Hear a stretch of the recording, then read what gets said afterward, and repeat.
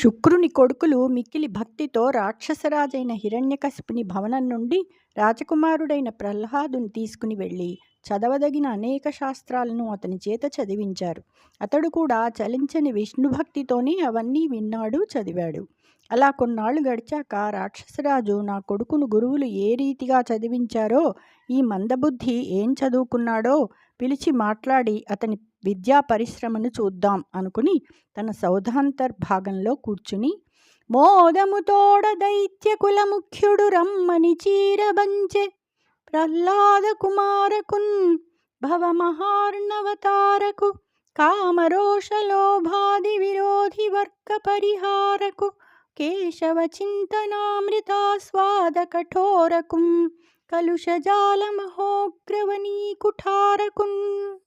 సంతోషంగా ప్రహ్లాదుని పిలుచుకుని రమ్మని ఆజ్ఞాపించాడు.